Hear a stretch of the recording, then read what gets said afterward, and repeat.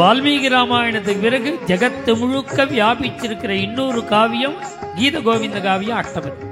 ஒரு 1000 மைல் தள்ளி அவர் ஒரிசால பாடின அஷ்டபதிய இங்க பாடுறோம் தமிழ்நாடு.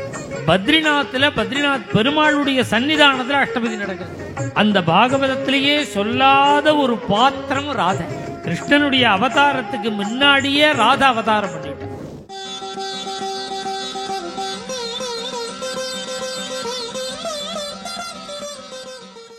ஒரிசால ஜெயதேவ சுவாமிகள் பத்மாவதியோட கூட ஜெகநாத பெருமாளை ஆராதனம்னா யஜ்ஞி சங்கீர்த்தன பிராயகி நாம சங்கீர்த்தனத்தினால ஆராதனம் பண்ண. எப்படி ஒரு சங்கீர்த்தனம்னா இந்த லோகம் உள்ள பரியந்தம் ஜீவிக்கிற மாதிரி. வால்மீகி ராமாயணத்துக்கு பிறகு ஜெகத்து முழுக்க வியாபிச்சிருக்கிற இன்னொரு காவியம் கீத கோவிந்த காவியம் அஷ்டபதி. ராமாயணம் மாதிரி வேற இன்னொரு காவியம் பிரசித்தம் கிடையாது, அஷ்டபதி தான் பிரசித்தம். ஒரு 1000 மைல் தள்ளி அவர் ஒரிசால பாடின அஷ்டபதிய இங்க பாடுறோம் தமிழ்நாடு. கேரளால ஒரு குக்கிராமத்தில் ஒரு நம்பூரி இந்த உடுக்கையை அடிச்சுன்னு பாடுறார். பத்ரிநாத் பெருமாளுடைய சன்னிதானத்தில் அஷ்டபதி நடக்கிறது. ராத்திரி 8 மணிக்கு தினசரி கீத கோவிந்த சேவைன்னு பேர். 1/2 மணி அஷ்டபதி நடக்கிறது பத்ரிநாத். கம்யூனிகேஷனே சுலபமா இல்லாத காலத்தில் இந்த அஷ்டபதி எப்படி பிரச்சாரமாச்சு?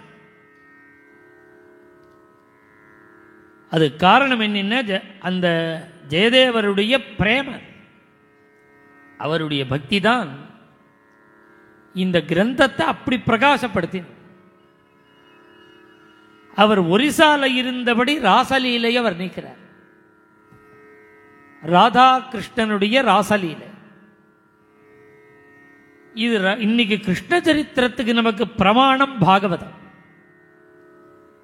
அந்த பாகவதத்திலேயே சொல்லாத ஒரு பாத்திரம் ராதை. ராதையை பற்றி சொல்லல. சுகாச்சாரியாலே சொல்லாதத கீத கோவிந்தத்தில் ஜெயதேவர் சொல்ற. பாகவதத்தில் இல்லையே தவிர பிரம்ம விவர்த்த புராணம், அப்புறம் பிருந்தாவனத்திலேயே உள்ள க்ஷேத்திர மகாத்மியங்கள், இதிலெல்லாம் ராதையை பற்றி ஆயிரக்கணக்கான ஸ்லோகங்கள் இருக்கு. ஆனால் பாகவதத்தில் இல்லைங்கிற ஒரு குறை. ஏன் குறை அப்படின்னா சுகரால அதை வர்ணிச்சா மேலே வேற கதை சொல்ல முடியாத. அதனால அவர் ராதை கிட்டக்கையே போகல. அந்த குறைய ஜெயதேவ சுவாமிகள் தான் நமக்கு நிவர்த்தி பண்ணி வைக்கிறார். கிருஷ்ணனுடைய காலத்துக்கு கிருஷ்ணனுடைய அவதாரத்துக்கு முன்னாடியே ராதா அவதாரம் பண்ணிட்டார். அதனாலதான் கீத கோவிந்த காவிய ஆரம்பத்திலேயே மேகைஹி மேதுரமம்பரம் வனபுவா ஷ்யாமாஹ தமாலத்ருமைஹி நக்தம் வீருஹு அயம் த்வமேவ ததிமம் ராதே கிருகம் பிராபயா.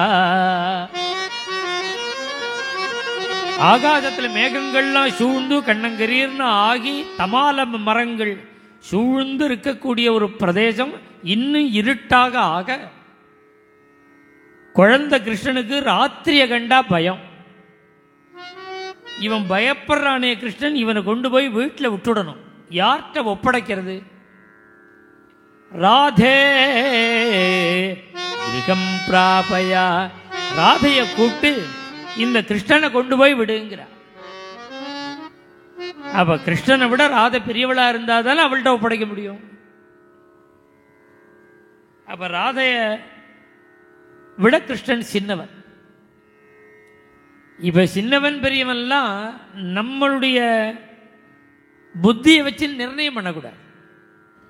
இப்ப சின்ன கிருஷ்ணன் பெரிய ராதையை கல்யாணம் பண்ணிருக்கானே, நாமளும் பண்ணிக்கலாம்னு நினைக்கிறது. சாஸ்திரங்கள்லாம் என்ன சொல்றது? மினிமம் 5 வயசு வித்தியாசம் இருக்கணும். 8 வயசு வித்தியாசம் இருந்தால் ரொம்ப ஒஸ்தி. பிராக்டிக்கலாக பார்க்கணும். இப்போ அந்த பொண்ணும் பையனும் என்ன பண்ணுறா, 4 வயசு வித்தியாசம் இருந்தால் ரொம்ப ஓவருங்கிறாவா. 4 வயசு வித்தியாசம் அதிகங்கிறா, ரொம்ப ஜாஸ்திங்கிற. மினிமம் 5 வயசு இருக்கணும். 8 வயசு 10 வயசாக இருந்தால் டபுள் ஓகே. ஏன்?